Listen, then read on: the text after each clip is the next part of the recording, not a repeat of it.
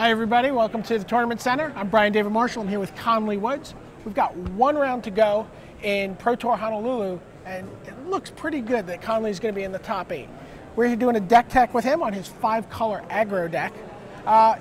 You know, it looks similar to some of the Jund aggro decks we've seen, but there's a couple of distinguishing characteristics.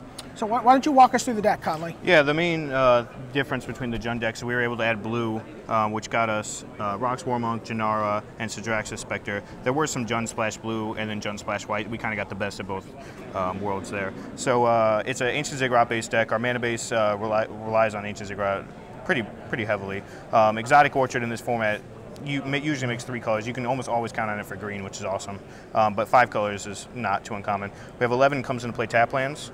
Obviously the little math equations and stuff like that to get it perfect. But green's our heaviest color, so we have the greens as our dominant comes into play tap lands, and then filtered out through there. And then we have one of each basic, which is kind of our Path to Exile protection. Sometimes they clunk up your jaws or whatever, but you kind of need them with Path to Exile in the format. So, as a cost of playing with Ancient Ziggurat, you have to make a couple of sacrifices that some of the other Jund aggro decks are going. I mean, I noticed, for example, that there is no Blightning in this deck. Yeah, no Blightning. We originally, there's no Maelstrom Pulse either, which is obviously huge with Bloodbraid Elf. We originally tried Qasali Pridemage as our Maelstrom Pulse replacement. He wasn't working out too well. He was a 2-drop, which helped out the curve, but he wasn't very good in the late game. So we ended up adding Naya Charm, which gives us some late game by tapping down the creatures, gets around wall denial, which was a huge problem in testing, and you obviously can regrowth and deal damage, so that was a huge addition over the Qasali Pridemage. We moved 2 Pridemages to the board to still deal with like O-rings and Esper decks and whatnot. So it seems pretty challenging to me. I mean, you've got Rhox War Monk, you've got Jenara, you've got Sedraxis Specter. I mean, you want to hit those guys on turn 3, but I mean, again, you have this huge swath of come into play tap lands. I mean, how do you reliably do that? I mean, 11 comes into play tap lands isn't that much compared to like the 5-color control, which is running 20 or something. But oftentimes sometimes you'll get a Putrid Leech on turn 2, but the good thing about him as a 2-drop is he's fine on turn 3 or 4. He's awesome at there. So if you can't get Putrid Leech on turn 2, you often can lead off with like Savage Lands or any of the green tap lands on turn 1. Turn 2, play a second tap lands and a Noble Hierarch, and then you're able to hit your 3-drop on turn 3, even with a 3rd comes into play tap lands. So you could literally have 3 comes into play tap lands in your hand and a Noble Hierarch and still get 3 drops on turn 3. So he really, sometimes he accelerates you off of Ancient Ziggurat on turn 1, but oftentimes he'll just let you get your 3 drops on turn 3, and obviously Exalted's a pretty big bonus in this deck too.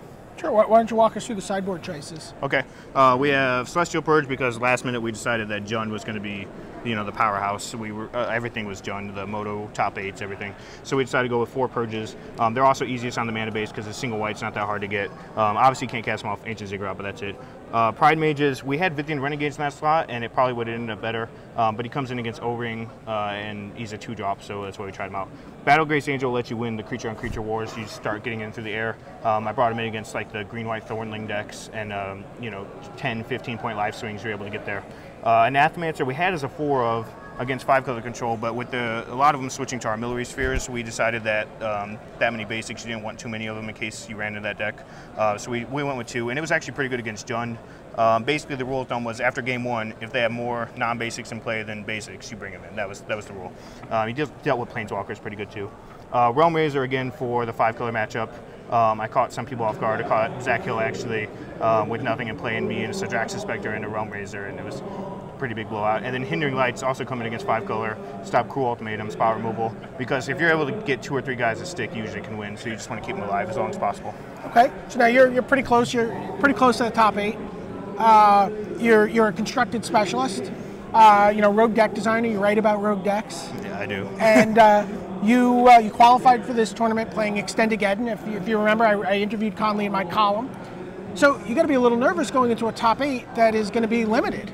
I mean, I think of myself as a pretty good limited player. I went 6-0, 3-0'd both drafts here. So not too worried. Not too worried. Okay. I mean, as long as the signals are coming properly, I think I'll do just fine. Okay, great. Part of rogue deck building is building decks, and limited's all about your deck construction. So. And recognizing stuff on the fly. Yeah. Excellent. Well, good luck. Good luck in the final round, and if you get there, good luck in the top 8. Thank you. We'll be back with more Tournament Center. This is Brian David Marshall and Conley Woods.